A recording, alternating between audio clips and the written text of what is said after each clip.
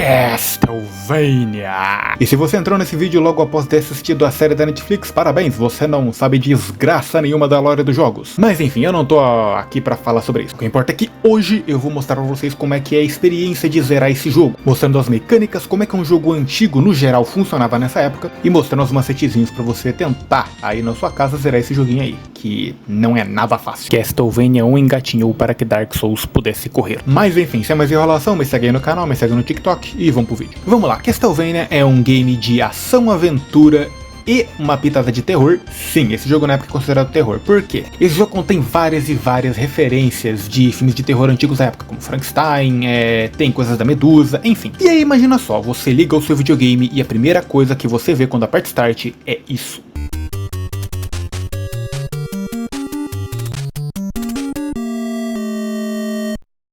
Nossa senhora, mano, olha essa cutscene, mano, isso aqui é o pico do game design, moleque. Isso aqui deve ter impressionado muito molequinho de 10 anos na época, hein? Ainda mais porque os jogos do Atari não passavam perto disso. Mas enfim, neste momento você está controlando o Simon Belmont. Explicaçãozinha pequenininha de lore aqui, o máximo que vai ter. Este cara, ele é membro da família Belmont, e essa família está encarregada de derrotar o Drácula todas as vezes que ele renasce. E não são poucas. Assiste esse vídeo aqui que você vai entender melhor. Você está equipado do seu grande chicote Vampire Killer, que inicialmente é um chicotezinho de couro, porém pegando os upgrades logo no início do jogo, você transforma ele numa Morning Star. Aí vira uma corrente muito foda e você fica batendo em todo mundo, plau e plau. O jogo é basicamente isso, você vai percorrer por 6 fases, andando por todo o castelo até que você chegue no topo para enfrentar o Drácula. E se você vai jogar isso pela primeira vez, saiba que vai ser uma jornada de arrancar os cabelos. No meio do castelo você vai encontrar essas velhinhas que você pode bater nelas e conseguir itens, dentre corações para você ter mais combustível para usar sub-itens.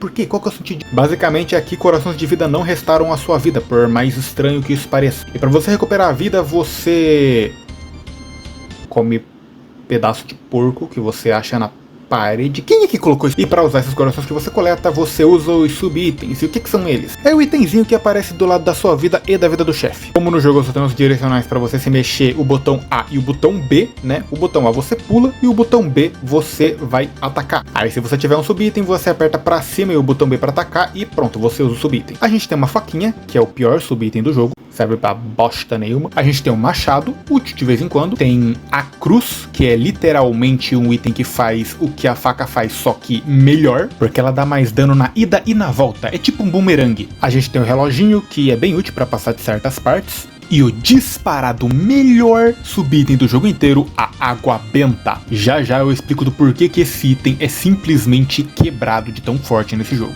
A primeira fase é bem simples, basicamente é a entrada onde você só vai encontrar uns zumbizinhos de bosta que morrem no primeiro hit, eles ficam dando assim na frente igual uns otários, é só você ficar chicoteando sem segredo nenhum. Você encontra também umas panterinhas que você não precisa se abaixar pra bater nelas, por mais que pareça. E tem uns morceguinhos que aparecem aleatoriamente em algumas salas dessa fase. E o chefe introdutório é um morcegão gigante. É só isso mesmo, pega o machado e fica atacando o machado nele e acabou, você passa. E na segunda fase o baú começa a ficar louco. De cara você já encontra uns soldadinhos, que são um pouquinho mais resistentes. E em algumas salas depois você vai encontrar o inimigo mais infernal da saga Castlevania e provavelmente do mundo dos games também. Pelo menos no top 5 essa porra tá, puta que pariu, que inimigo chato. Estamos falando das cabeças de Medusa. Cara, pra você aprender a lidar com esse inimigo, você não vai morrer uma, duas, 3 vezes, você vai morrer centenas de vezes pra essa vagabunda. Hoje em dia eu consigo lidar bem até com elas nesse jogo, porém quando eu comecei a jogar... enfim, vamos lá. Essa fase é um pouquinho mais vertical, digamos assim, que a primeira, e com mais desafios de plataforma, onde se você cair, irmão, você morre na hora. E esse é um dos motivos pelos quais a galera odeia as cabeças de Medusa. Primeiro que quando tu toma dano, você já toma uma repulsão pra trás. Agora você imagina o que acontece quando você tá num lugar que tá cheio de buracos e você tá tendo que lidar contra um inimigo que fica andando pra cima e pra baixo, sem saber quando e por onde que ele vai aparecer. A resposta pra isso é tristeza, dor e sofrimento. Porém tem uma forma de você dar serventia para essas cabeças de Medusa. Olha só, pulei essa plataforma aqui, pulei essa plataforma aqui, pulei aqui, a cabeça de Medusa me deu dano, atravessei o chão, olha só, eu sou o maior speedrunner de todos os tempos. Foda-se o que tem ali do outro lado da fase. Se você queria saber o que tinha lá do outro lado, não ligo. Aí você vai lá, passa por umas armadilhas, passa por um inimiguinho que é umas cabeças de bicho amontoadas uma da outra que ficam dando tiro em você. Pois é, tem uns fantasminhas bem chatinhos também, que se você se deixar encostar por eles, você vai ficar tomando dano deles pra sempre, porque é difícil você bater neles quando eles estão perto. E o grande chefe da área é a Medusa. Quem diria. E, bom, esse chefe poderia até ser difícil, porém... pois é. Terceira fase, você encontra outro inimigo infernal, que eu já não acho tanto, até porque eu consegui decorar o padrão desse bicho e no final das contas ele não é mais tão difícil assim pra mim. Enfim, que são os Corcundinhas, ou Fleamen, como tem na tradução do jogo. São esses inimiguinhos aí vermelhos que ficam pulando de um lado pro outro. E quando você começa a jogar, você não sabe como é que funciona o padrão deles, você vai sofrer muito pra lidar com esse bichinho. Pelo menos ele morre com um hit, porque, meu Deus do céu. Você também encontra os esqueletinhos, você também encontra alguns corvos, que voam de uma maneira meio estranha pra você acertar eles, enfim. E essa fase também contém o trecho mais complicado do jogo inteiro. Contemple!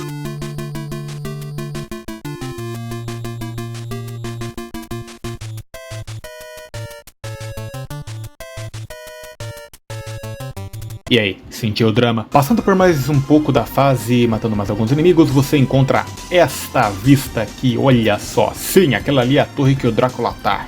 Olha só, Dark Souls aí copiando Castlevania, olha que legal. E o chefe dessa fase aí são as múmias. Basicamente, são duas múmias, que só ficam tacando fiapos do pano delas, só isso mesmo. E elas são um inimigo bem fácil, porque enfim, eu tava enferrujado aí, por favor, dá um desconto. Elas são um inimigo bem fácil porque, basicamente, se você não tiver água benta, não tem problema. Você pode simplesmente fazer isso aqui, que elas morrem fácil.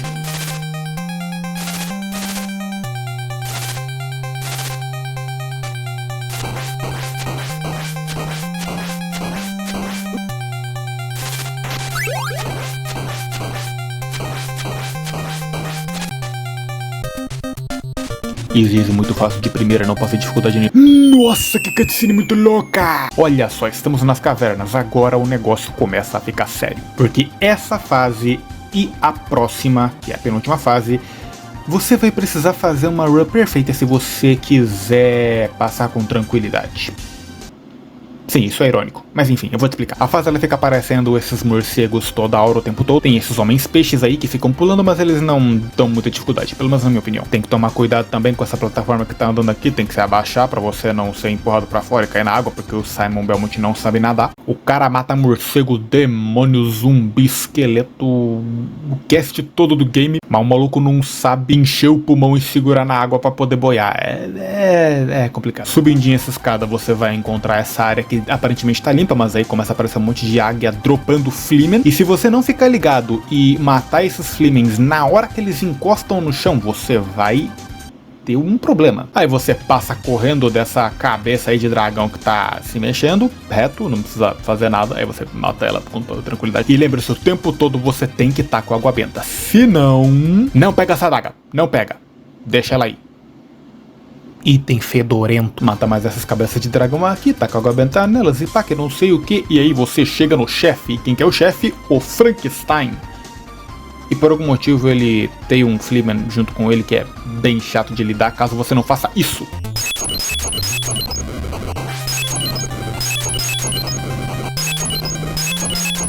Mais uma vez vemos aí a água benta salvando a vida de geral. E não acabou por aqui, se liga só no que ela vai fazer daqui a pouco. Passando de fase a gente chega na fase mais infernal do jogo inteiro. E por que ela é a fase mais infernal do jogo inteiro?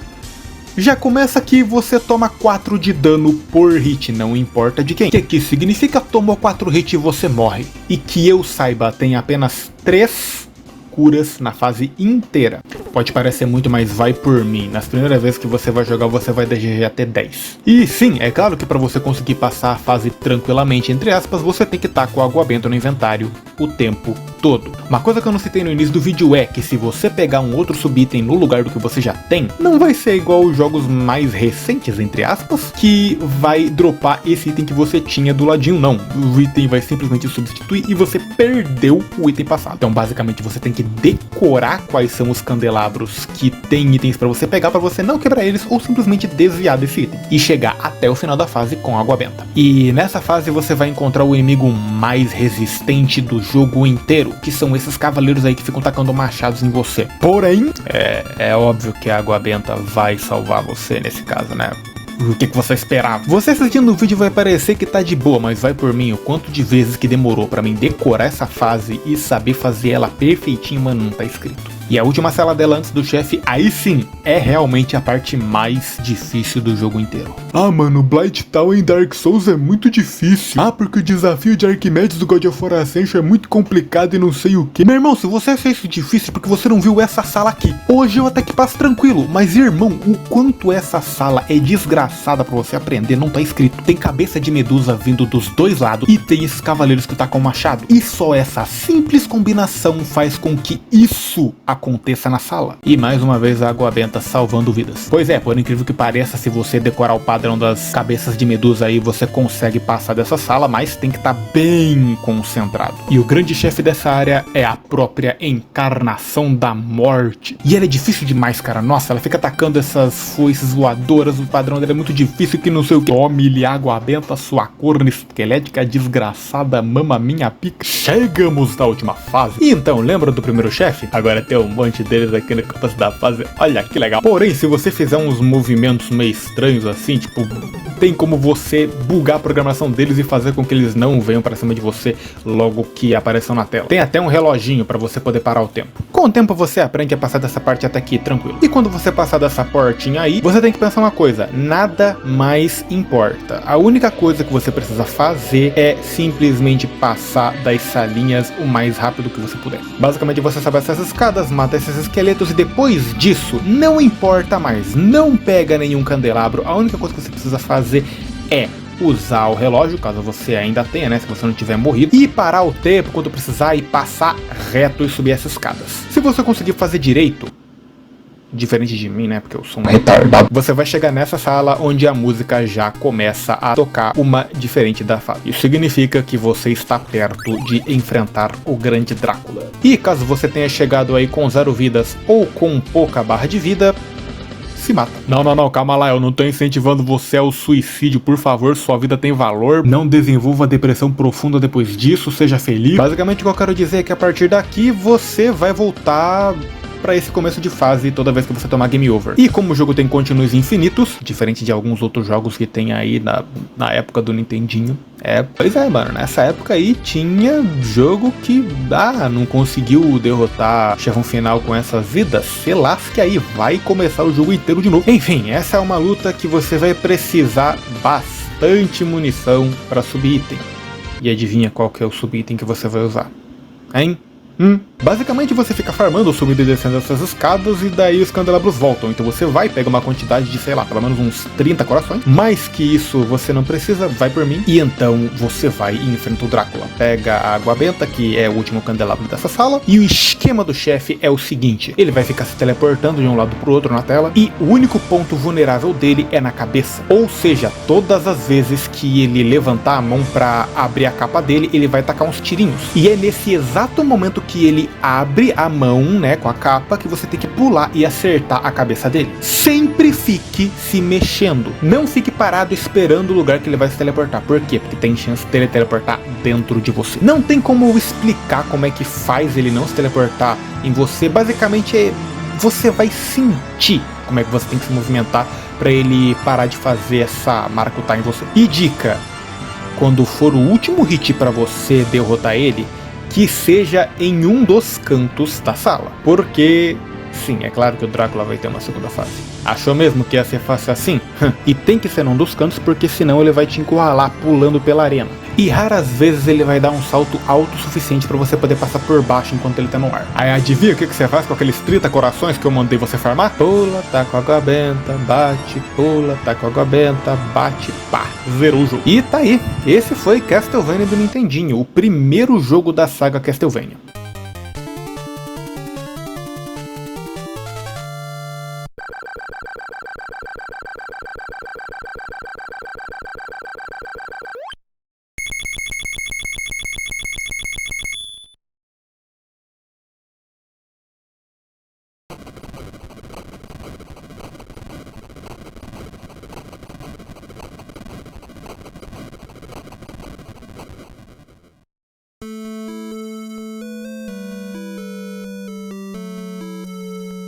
Uma curiosidade é que nesses créditos do jogo não tem nenhum nome de um real desenvolvedor. Basicamente é uma grande piadinha que tá acontecendo nos créditos, tem um monte de nome aleatório, fazendo referência aos filmes e alguns monstros. Enfim, eu não lembro basicamente o que é, mas só quero que você saiba que nenhum nome de desenvolvedor tá aí. E é isso, espero que tenha gostado do vídeo, se inscreva no canal, assiste aí o outro vídeo que eu tenho sobre Hades, me segue no TikTokers e falou!